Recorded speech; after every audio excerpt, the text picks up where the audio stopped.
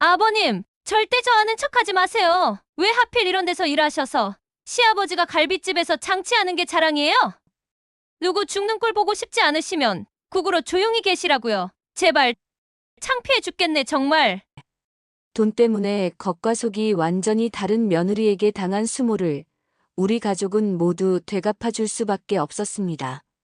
제 아들은 올해 35입니다. 사랑스럽고 이쁜 여자친구가 있어서 결혼을 하고 싶어 합니다. 오늘은 아들의 여자친구가 집에 인사를 오기로 한 날이에요. 아들은 여자친구를 마중 나가고 아내는 예비 며느리 먹이겠다고 음식을 장만하느라 분주하네요. 그런데 여자친구를 마중 나간 아들이 한참이 지났는데도 오지 않고 있어서 저와 집사람은 전화를 해봐야 하나? 아니야, 부담 주지 말고 기다려보자. 그렇게 1시간이 다 되어 가는데도 아들과 여자친구는 오지 않고 있었어요. 약속한 시간보다 1시간 늦는 건 너무 심한데 무슨 일이 있는 건 아닌가? 아내는 소파에 앉았다 일어났다를 반복하며 불안한 기색이 역력했어요. 여보, 한번 전화해 볼까요? 아내가 조심스럽게 물었어요. 나는 창밖을 내다보며 고개를 저었죠. 아니, 부담 주지 말자. 아마 긴장해서 이것저것 준비하느라 시간이 걸리는 거겠지. 하지만 내 말과 달리 마음속으론 걱정이 커지고 있었어요. 첫 인사를 오는 날 늦는다는 건 좋은 인상이 아닐 텐데 늦어도 너무 늦네요. 혹시 무슨 일이라도. 아내의 말이 채 끝나기도 전에 현관벨이 울렸어요. 우리 부부는 서로를 바라보며 안도의 한숨을 내쉬었어요. 문을 열자 우리 아들 민수와 그의 여자친구가 양손 가득 선물 상자와 꽃다발을 들고 서 있었죠. 어머님, 아버님, 정말 죄송합니다. 많이 기다리셨죠? 민수의 여자친구 지연이 깊이 고개를 숙였어요. 그녀는 생각했던 것보다 더 단정하고 예쁜 인상이었죠. 민수가 머쓱한 표정으로 말했어요. 죄송해요. 선물을 예약해 놓은 가게에서 주문한 제품이 늦게 도착하고 포장하는데 시간이 생각보다 많이 걸렸어요. 전화드리려고 했는데 아내가 웃으며 선물들을 받아들었어요. 괜찮아요. 어서 들어와요. 그들이 신발을 벗고 거실로 들어오는 동안 나는 아들의 여자친구를 자세히 살펴보았죠. 그녀의 예의 바른 태도와 따뜻한 미소가 마음에 들었어요. 처음 뵙겠습니다, 아버님, 어머님. 김지연이라고 합니다. 그녀가 정중하게 인사했죠. 반가워요. 잘 왔어요. 앉아요. 아내는 다 식은 음식들을 데우고 다시 차려놓느라 분주했죠. 지연이는 아내에게 건넨 선물 상자를 풀기 시작했어요. 그 안에는 고급 홍차 세트와 수제 과자들이 정성스럽게 담겨 있었어요. 어머님께서 홍차를 좋아하신다고 민수 오빠가 말해줬어요. 제가 직접 고른 거예요. 아내의 얼굴에 미소가 번졌어요. 어머, 어떻게 알았지? 정말 센스 있네. 나를 위한 선물은 좋은 품질의 예스러운 넥타이였죠. 요즘 젊은이들이 이런 클래식한 선물을 할 줄 알다니 놀라웠어요. 대화가 이어지면서 지연이에 대해 더 알게 되었어요. 그녀는 대학병원에서 간호사로 일하고 있었고 민수와는 지인의 소개로 만났다고 했어요. 말투와 태도에서 교양이 느껴졌고 민수를 바라보는 눈빛에서 진심 어린 애정이 묻어났죠. 저녁 식사를 함께 하면서 우리는 자연스럽게 미래 이야기로 넘어갔어요. 앞으로의 계획은 어떻게 되나요? 제가 물었어요. 민수와 지연이는 서로를 바라보더니 손을 잡으며 사실 저희가 드릴 말씀이 있어요. 민수가 조심스럽게 입을 열었죠. 아내와 나는 긴장된 표정으로 그들을 바라보았어요. 저희가 결혼을 생각하고 있습니다. 지연이가 말했어요. 오늘 인사드리고 허락을 구하고 싶어서 왔어요. 그 순간 기다림의 불안과 처음 만남의 어색함은 모두 사라졌죠. 저와 아내 마음은 기쁨으로 가득 찼어요. 우리 아들이 좋은 인연을 만났구나. 그녀의 인사는 공손했고 미소는 따뜻했죠. 가능하다면 내년 봄에 하고 싶어요. 민수가 머쓱한 표정으로 말했어요. 저녁 식사 중에 그들은 조심스럽게 결혼 계획을 꺼냈어요. 우리 부부도 아들이 결혼했으면 하고 기다리고 있던 터라 너무 고맙고 행복한 일이었어요. 축하한다, 아들. 내가 말했어요. 아내의 눈에는 기쁨의 눈물이 고여 있었죠. 식사를 마친 후 지연이 집 구경을 하고 싶어 했어요. 그래. 집 구경하고 있어. 난 후식 준비할게. 아내가 부엌으로 향했고 지연은 집안을 둘러보며 연신 감탄했어요. 어머니 아버님, 정말 대단하세요. 집이 너무 크고 근사하고 좋네요. 어떻게 이렇게 큰 집을... 저는 이렇게 큰 집은 난생 처음 봐요. 정말 존경스럽습니다. 지연의 목소리에는 진심이 담겨 있었어요. 그녀는 거실의 가족 사진들을 보며 미소 지었고 작은 정원이 보이는 창가에서는 한참을 서서 바라보았죠. 이렇게 아늑한 집에서 민수 오빠가 자랐다니. 이제 이해가 가요. 오빠가 왜 이렇게 따뜻한 사람인지. 아내가 후식을 들고 나오자 지연은 곧바로 다가가 도왔어요. 그녀의 자연스러운 행동에서 진심 어린 태도가 느껴졌어요. 우리 부부는 서로 눈빛을 교환하며 미소 지으며 말이 필요 없었어요. 아들이 정말 좋은 인연을 만났다는 것을 우리 둘 다 느끼고 있었어요. 후식을 먹으며 지연은 우리 가족 이야기에 귀 기울였죠. 민수가 어릴 적 이야기부터 우리 부부의 결혼 초기 이야기까지 모든 것에 진심 어린 관심을 보였어요. 이 책장에 있는 책들도 정말 멋져요. 아버님께서 독서를 좋아하시나 봐요. 지연이 내 서재 쪽을 가리키며 물었죠. 그렇지. 평생 모은 책들이지. 특히 역사책을 좋아하는데. 지연이도 책을 좋아하나? 네, 저도 시간 날 때마다 책 읽는 걸 좋아해요. 지연이 부끄러운 듯 웃었죠. 오빠, 2층도 보여줘. 응, 그래. 올라가자. 그렇게 아들과 지연은 2층으로 올라가고 우리 부부는 흡족한 표정으로 그들을 바라보았어요. 밤이 깊어가며 대화는 더욱 편안해졌어요. 결혼 계획에 대해 구체적으로 이야기하기 시작했고 지연의 부모님과도 곧 만남을 가지기로 했어요. 다음 주 토요일에 저희 부모님도 뵙고 싶어 하세요. 괜찮으실까요?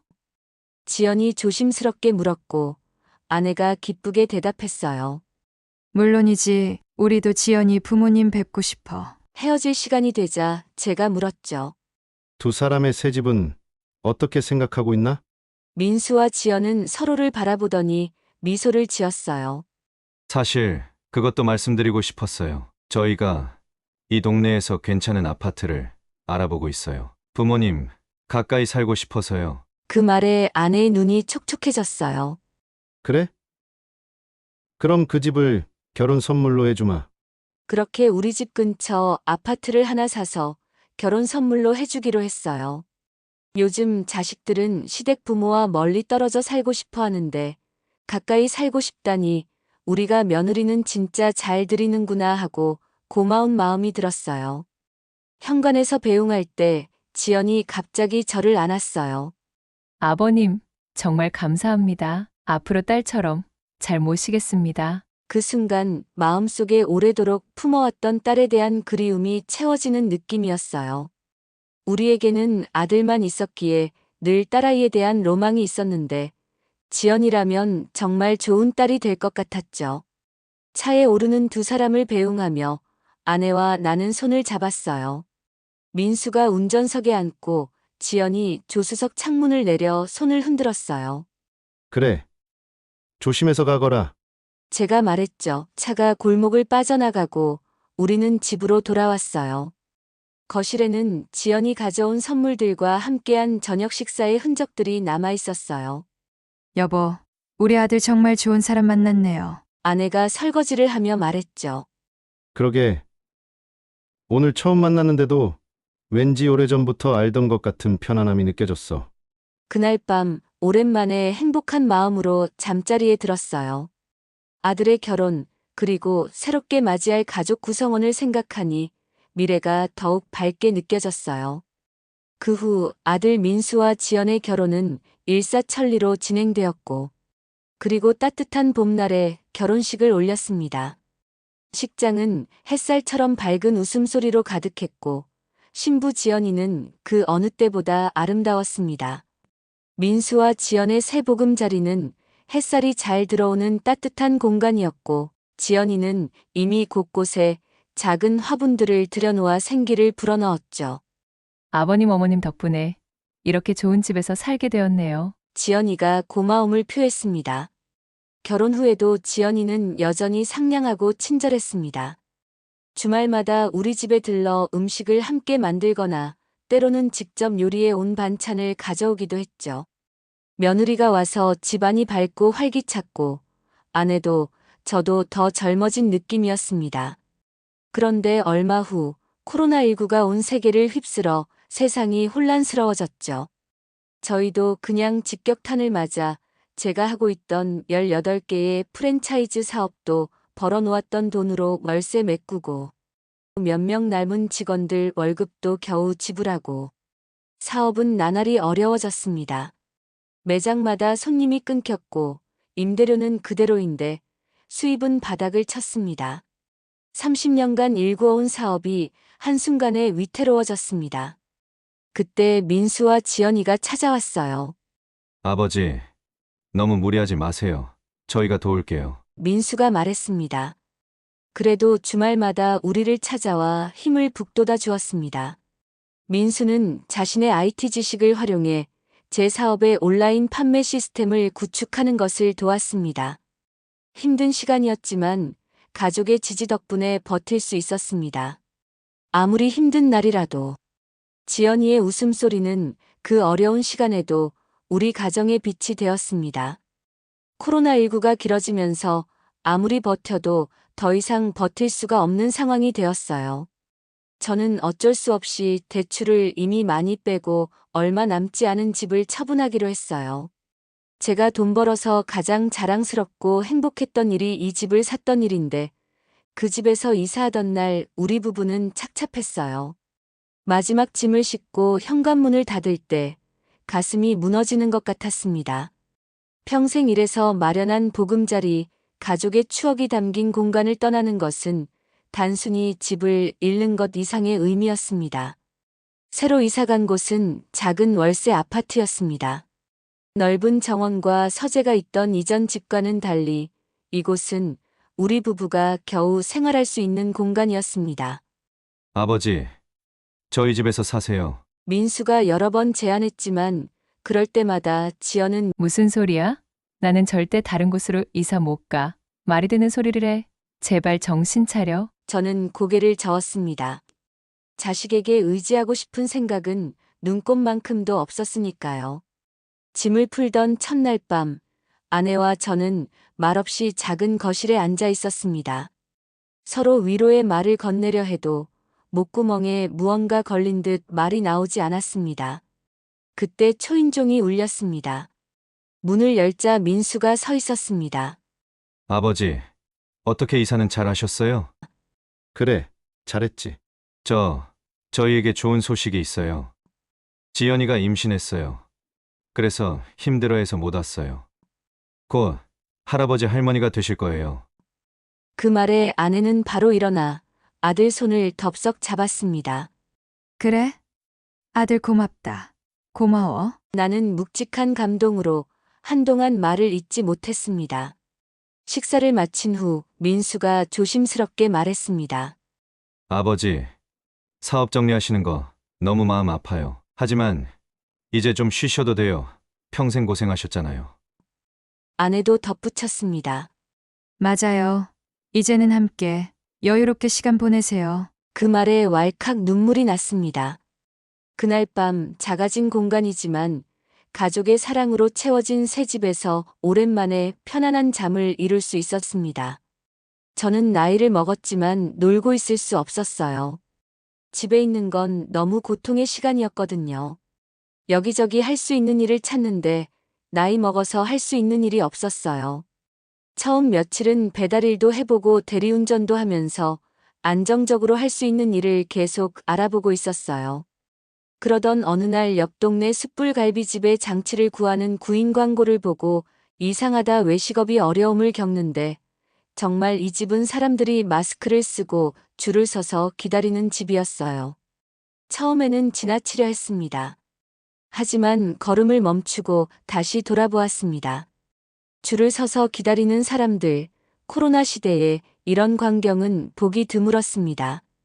용기를 내어 가게로 들어갔습니다. 실내는 놀랍게도 활기찼고 테이블마다 손님들이 앉아 식사를 즐기고 있었습니다. 주인으로 보이는 중년 남성에게 다가갔습니다. 혹시 장치 구하신다고요? 네, 맞습니다. 요즘 같은 때에 장치 구하기가 쉽지 않네요. 그는 바쁘게 일하면서도 친절하게 대답했습니다. 경험은 없지만 성실하게 일할 자신이 있습니다. 주인은 잠시 저를 유심히 바라봤습니다. 알겠습니다. 내일부터 나오세요. 사실 요즘 장치하는 젊은 사람이 없어서 연세 있으셔도 일만 하고 싶으시면 괜찮습니다. 다행히 바로 취직되어 일할 수 있게 되었어요. 그런데 아내는 걱정이 아주 심했죠. 평생 쉬지 않고 일했는데 좀 쉬었다가 해도 될 텐데 하면서 첫날 출근하기 전 아내는 제 손을 꼭 잡았습니다. 여보, 정말 괜찮아요? 좀 쉬다가 다른 일을 찾아봐도. 괜찮아. 집에만 있으면 더 힘들어. 일하는 게 나아. 갈빗집에 도착하니 아침부터 준비가 한창이었습니다. 사장님이 반갑게 맞아주셨고 장치 업무를 가르쳐 주셨습니다. 생각보다 일은 단순했지만 체력이 필요했습니다. 숯불을 피우고 나르는 일. 처음엔 손이 서툴러 실수도 많았습니다. 한때 수십 명의 직원을 거느렸던 사업가가 이제는 고기 굽는 법을 배우고 있다니 가끔 현실이 꿈처럼 느껴졌습니다. 여보, 많이 힘들죠? 그만두고 싶으면 언제든지. 괜찮아. 오히려 마음이 편해. 요즘은 잠도 잘 오고. 저는 평생을 일한 성실함으로 그곳에서도 열심히 일했어요. 하루 종일 숯을 피우는 일이 쉽지만은 않지만 그러던 어느 날 퇴근 시간 무렵 아들에게서 전화가 왔어요. 아빠, 빨리 병원으로 오세요. 엄마가 아빠 마중 나갔다가 뺑소니 차에 치였어요. 순간 온 세상이 멈춘 것 같았습니다. 귀에서 윙 하는 소리가 들리고 다리에 힘이 빠졌습니다. 손에 들고 있던 집게를 떨어뜨렸고 주변의 소리가 희미해졌어요. 어느 병원이야? 떨리는 목소리로 겨우 물었습니다. 응급실에 계시대요. 저도 지금 가는 중이에요. 사장님께 급히 상황을 설명하고 달려나왔습니다. 택시를 잡아타고 병원으로 향하는 동안 가슴이 터질 것 같았습니다. 아내가 저를 마중 나왔다니. 평소에는 안 나오더니 하필 오늘.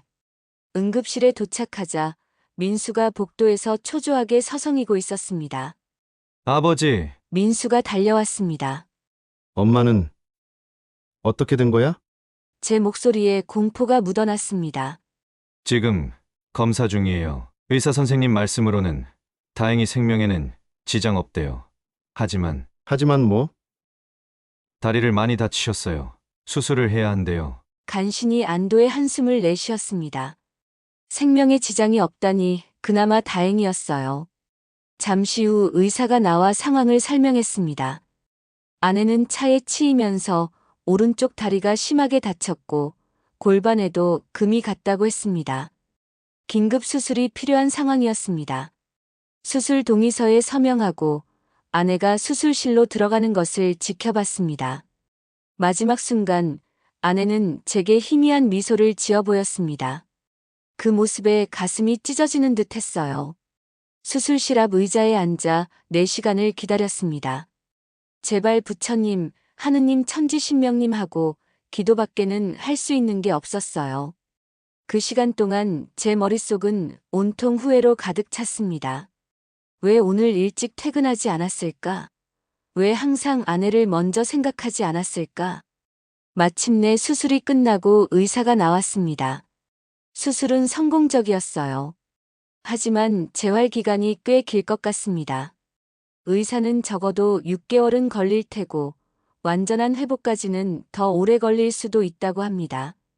아내가 중환자실로 옮겨지고 저는 보호자 대기실에서 제발하고 빌며 밤을 지새웠습니다. 창백한 얼굴로 누워있는 아내를 보니 평생 함께한 그녀의 소중함이 더욱 크게 다가왔습니다. 다음 날 아침, 아내가 눈을 떴습니다. 저를 보자 힘겹게 미소 지었어요. 여보, 괜찮아요? 내가 미안해. 그러니까 집에 있지. 밤중에 마중은 왜 나오는데? 아내가 작게 고개를 저었습니다. 당신 걱정돼서 요즘 너무 힘들어 보여서. 그 말에 눈물이 왈칵 쏟아졌습니다. 제가 힘들까봐 마중 나왔다는 아내의 사랑이 가슴을 후벼 팠습니다. 이제 제 인생에서 가장 중요한 일은 아내의 회복이 되었습니다. 그런데 아내가 입원하고도 며느리는 한 번도 병원에 와보지 않았어요. 전화는 한 번 해서 어머니, 저는 아기를 임신해서 병원에 가면 울렁거리고 힘들어요. 가만히 있어도 힘든데 병원에 어떻게 가요? 그래 알았다. 안 와도 된다. 그러고 보니 며느리는 아무리 좋게 생각하려 해도 집을 팔고부터 계속 함부로 말하고 본색을 드러내기 시작했습니다. 아내가 병원에 입원한 지 2주가 지났을 때였습니다. 민수는 퇴근 후 매일 병원에 들렀지만 지연이는 한 번도 얼굴을 비추지 않았습니다. 처음에는 임신 초기라 몸이 힘들어서 그러려니 했습니다. 아버지, 지연이가 정말 죄송하대요. 입덧이 심해서 병원에 오면 더 힘들대요. 민수가 미안한 표정으로 전했습니다. 그러나 어느 날 우연히 민수의 전화를 받았을 때 지연이의 목소리가 들렸습니다.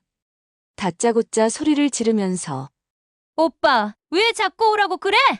내가 임신해서 이렇게 힘든데 다른 사람들은 임신하면 공주 대접받아. 이 몸으로 내가 당신 어머니 또 좀 받아내야겠어? 그 말을 듣는 순간 가슴이 철렁 내려앉았습니다. 한 번도 들어보지 못했던 목소리였습니다. 아들의 전화를 급히 끊었지만 이미 다 들은 후였습니다. 생각해보니 집을 팔고 작은 아파트로 이사한 후부터 지연이의 태도가 조금씩 변하고 있었습니다.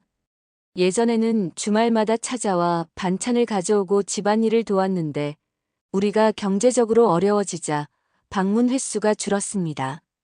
처음에는 바빠서 그러려니 했지만 작은 변화들이 눈에 띄기 시작했습니다.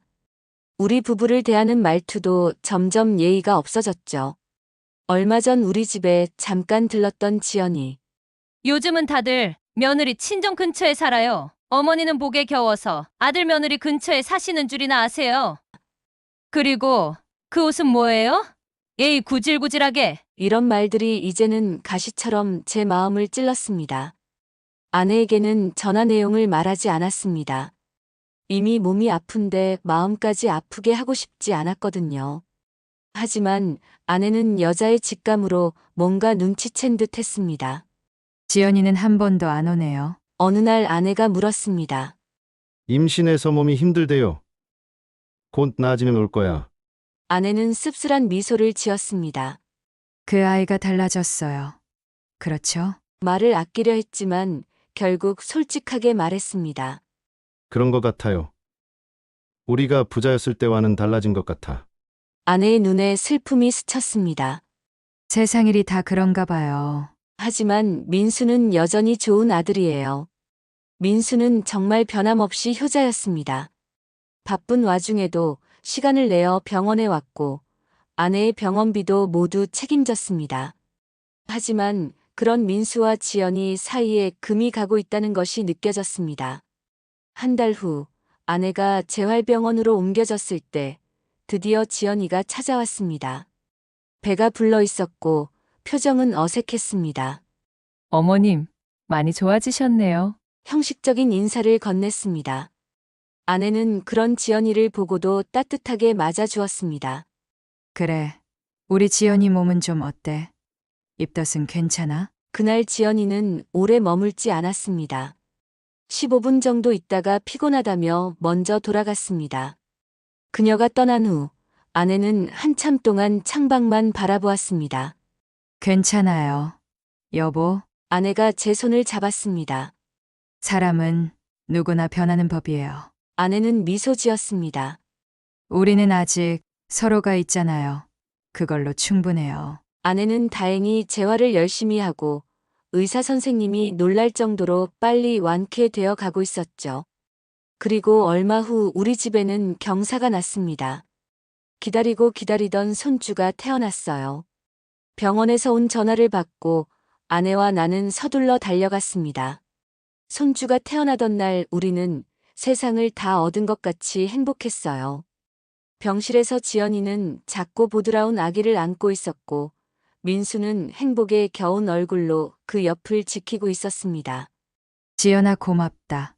정말 고생 많았어. 우리는 고생한 며느리에게 명품백을 선물해 주었습니다.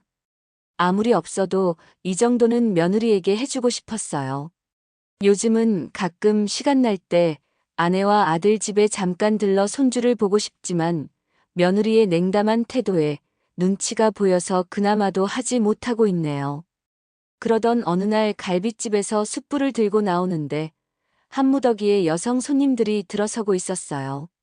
그곳에 며느리 지연도 있었어요. 반가운 마음에 제가 인사하려고 손을 들려고 하자 고개를 획 돌리고 바로 룸으로 들어가 버렸어요. 며느리였는데 분명히 본 것 같은데 아닌가? 못 봤나? 하고 있을 때 핸드폰이 울렸어요. 아버님, 절대 저 아는 척하지 마세요. 왜 하필 이런 데서 일하셔서 시아버지가 갈빗집에서 장치하는 게 자랑이에요? 누구 죽는 꼴 보고 싶지 않으시면 국으로 조용히 계시라고요. 제발 창피해 죽겠네 정말. 하고 전화는 일방적으로 끊겼습니다. 그날 저녁 내내 며느리가 있는 룸은 다른 직원들에게 부탁했습니다. 차마 그 상황을 마주할 용기가 나지 않았습니다. 집에 돌아와 아내에게 이 일을 말할까 고민했지만 아내에게도 말하지 못했습니다. 오늘 일은 어땠어요? 아내가 평소처럼 물었습니다. 별일 없었어. 그냥 평소와 같은 하루였어. 그날 밤 오랜만에 아들에게 전화를 걸었습니다. 아버지, 무슨 일 있으세요? 민수의 목소리가 약간 긴장된 것 같았습니다. 아니 그냥 너희가 보고 싶어서 손자도 오랜만에 보고 싶고. 아, 네. 주말에 시간 내볼게요. 대화는 어색하게 끝났습니다. 지연이가 이미 오늘 있었던 일을 민수에게 말했을까요? 주말이 되었지만 아들 가족은 오지 않았습니다. 대신 전화가 왔습니다. 아버지, 정말 죄송해요. 서준이가 갑자기 열이 나서 못 갈 것 같아요. 마음 한편에서는 이것이 핑계라는 것을 알았지만 그래도 믿고 싶었습니다. 그래. 서준이 빨리 나아야지. 다음에 와. 전화를 끊고 아내와 눈이 마주쳤습니다. 아내의 눈에는 이미 모든 것을 알고 있다는 듯한 슬픔이 담겨 있었습니다. 민수가 오늘 못 온대요. 서준이가 아프대요. 아내는 고개를 끄덕였습니다. 그렇군요. 그날 저녁 아내와 저는 아무 말 없이 TV만 보다가 일찍 잠자리에 들었습니다. 하지만 쉽게 잠은 오지 않았어요. 새벽녘 창밖을 바라보며 생각했습니다. 삶은 참 아이러니했습니다. 돈과 지위가 있을 때는 모든 사람들이 우리를 찾아왔지만 그것을 잃자 진짜 마음을 가진 사람만 남았습니다. 며느리와의 관계는 이제 돌이킬 수 없을지도 모르지만 그래도 아들과 손자와의 관계는 지키고 싶었습니다. 그리고 저는 아내와 아들에게 말도 못하고 힘들었어요. 며느리가 원래 저런 사람이었나? 착잡하고 힘들었지만 어쩌겠어요. 그리고 며칠이 지난 제 휴무날 아내는 아무것도 모르고 손자 보고 싶다며 아들 며느리에게 오라고 할까 아님 우리가 갈까를 고민하다가 가족 단톡방에 톡을 보냈어요. 서준이 보고 싶은데 너희들 언제 시간 괜찮으면 잠깐 들러도 될까? 아니면 민수가 서준이 데리고 놀이터로 잠깐 나와줘도 좋고 얼굴만 보고 바로 올 거니까. 톡을 받은 며느리가 전화를 했어요. 여보, 며느리가 전화했네요. 오라는 건가? 아내는 신이 나서 받았지만 며느리의 막말이 쏟아져 나왔죠. 어머니, 요즘 세상이 어떤 세상인데 손자 보겠다고 오라가라 하시는 거예요? 그렇게 눈치가 없어서 그 나이까지 세상을 어떻게 사셨어요? 다시는 오라가라 하지 마세요. 짜증나게. 하며 며느리의 전화가 끊어졌어요. 아내의 손에서 휴대폰이 떨어졌어요. 얼굴이 하얗게 변했고 마치 누군가에게 크게 맞은 것처럼 멍한 표정이었습니다. 여보, 무슨 일이에요? 전화기를 주워 그녀 곁에 앉았습니다. 아내는 한동안 말을 잇지 못했습니다. 눈물이 그녀의 뺨을 타고 흘러내렸습니다. 지연이가 손자를 보고 싶다는 게 그렇게 큰 잘못인가요? 그 말을 듣는 순간 제 가슴 속에서 뭔가 끊어지는 것 같았습니다. 억울함과 분노가 치밀어 올랐지만 동시에 아내를 위로해야 했습니다. 그런 게 아니에요.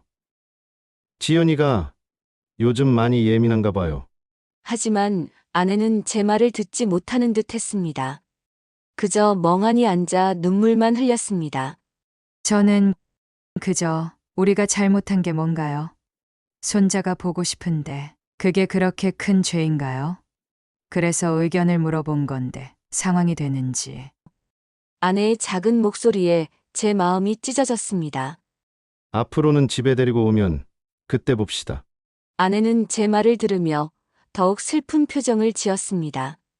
하지만 동시에 그녀의 눈에는 이해의 빛이 어렸습니다. 여보, 괜찮아요. 이제 알겠어요. 그날 밤 우리는 오랜만에 진심으로 대화를 나눴습니다.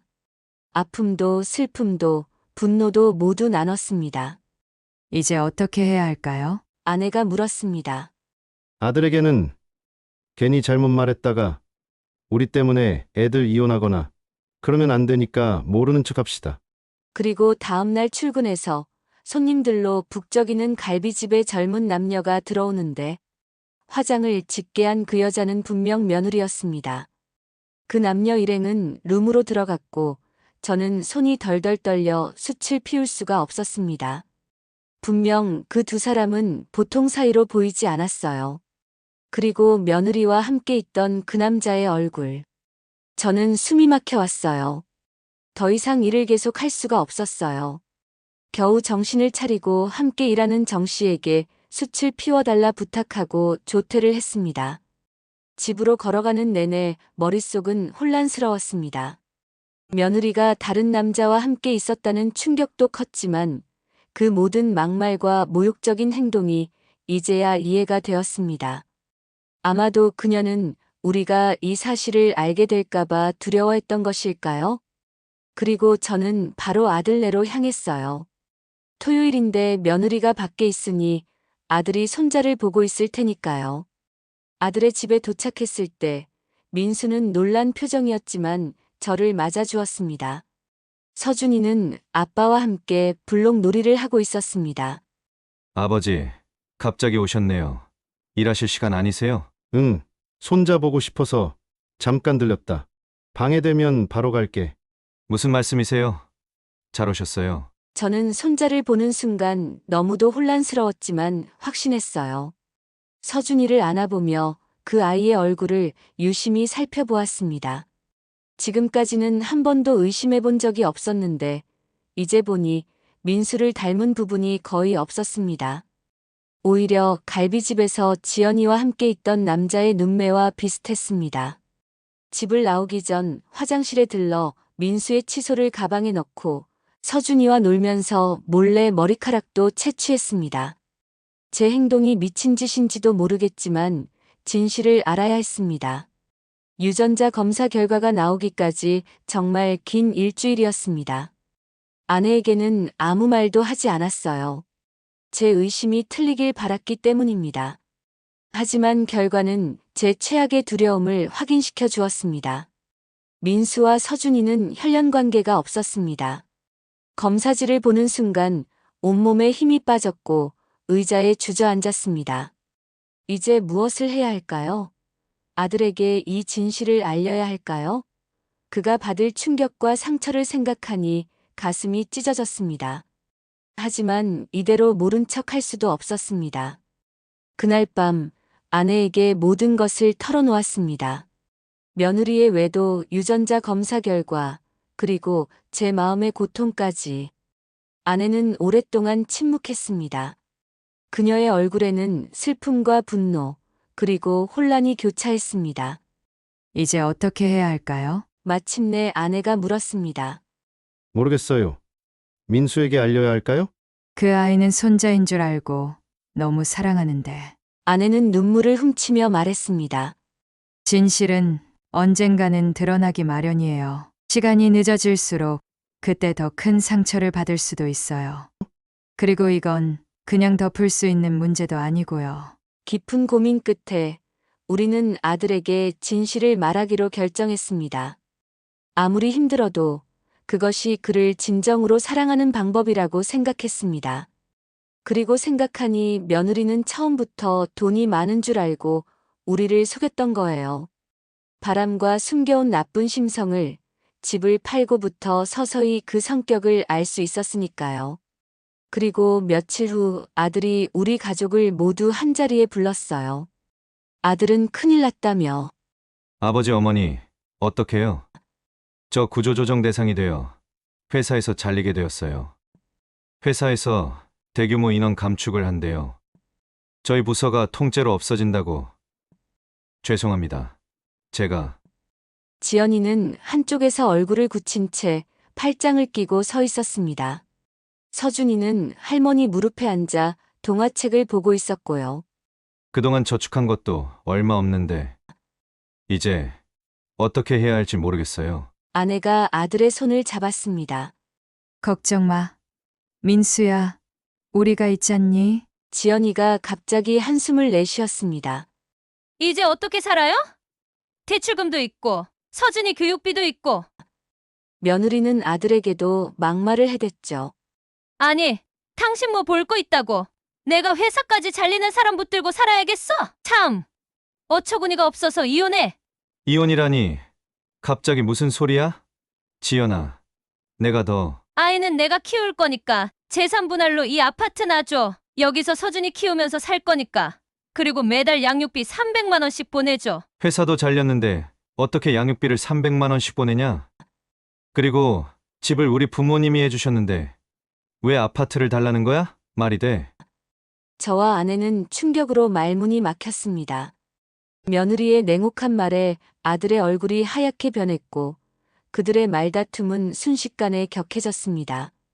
더 이상 보고만 있기 어려운 저는 유전자 검사지를 꺼내 아들에게 줄까를 계속 고민하고 있었습니다. 하지만 아들이 받을 상처를 생각하면 차라리 모르는 게 나을까? 망설이고 있었어요. 지연아, 진정해. 우리 다 같이 이 어려움을 헤쳐나가면 돼. 아내가 중재하려 했지만 소용없었습니다. 더 이상 해주실 것도 없으면 어머니도 제발 끼어들지 마세요. 이건 우리 부부 문제예요. 뭘 안다고 끼어들어요? 며느리가 아내를 향해 소리쳤습니다. 그때 서준이가 울음을 터뜨렸고 아들은 손자를 안아 달래려 했습니다. 하지만 지연이가 서준이를 빼앗아 들었습니다. 이제부터 내 아들이야. 내가 책임질 거야. 당신 같은 무능한 사람한테 아빠라고 맡길 수 없어. 아들이 며느리를 향해 물었습니다. 갑자기 왜 이러는 거야? 우리 그동안 잘 지내왔잖아. 내가 다시 일어설 테니 조금만 기다려줘. 달라지는 건 아무것도 없어. 다른 일 바로 찾아볼 거야. 당신이랑 서준이 굶기지 않아. 기다려? 당신이 언제 제대로 된 돈을 벌어본 적 있어? 당신 부모님이 다 해준 거잖아. 그것도 이제는 완전 거지됐는데 더 이상 뭘 기대해? 그때 아들이 서랍에서 유전자 검사 결과지를 내밀며 그래! 내가 나를 이렇게 배신하고도 더 할 말이 남았어? 아니, 민수야. 그걸 어떻게? 너도 알고 있었니? 네, 죄송해요. 아버지, 어머니. 내 아들 데리고 당장 나가. 나 회사에서 잘리지도 않았고, 승진했어. 월급도 더 올랐고, 우리 펜트하우스도 안 팔았어. 너 같은 여자를 사랑한 내가 미친놈이었어. 당장 나가. 아들이 단호하게 말했어요. 저와 아내는 놀라움에 서로를 바라보았습니다. 아들의 말에 지연이의 얼굴이 창백해졌습니다. 무슨 소리야? 회사에서 잘렸다며? 지연이가 더듬거리며 말했습니다. 거짓말이었어. 너의 그 새까만 속을 보고 싶었거든. 내가 어떤 사람인지 확인하고 싶었어. 아들은 주머니에서 승진 통지서를 꺼내 놓았습니다. 지연이는 당황한 표정으로 그것을 바라보더니 갑자기 태도를 바꿨습니다. 여보, 내가 너무 스트레스를 받아서 그랬어. 미안해, 우리 다시 시작해보자. 응? 됐어. 이제 끝이야. 이 집에서 나가. 당장 나가라고. 내가 그렇게 가증스럽고 징그러운 여자인 줄 몰랐어.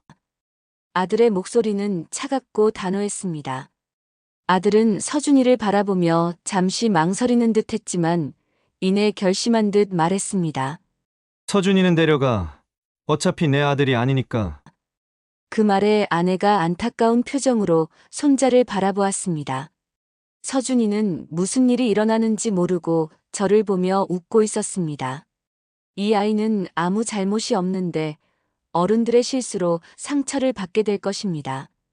지연이는 서준이를 안고 짐을 챙기더니 갑자기 달려들어 무릎을 꿇고 빌며 잘못했어, 오빠.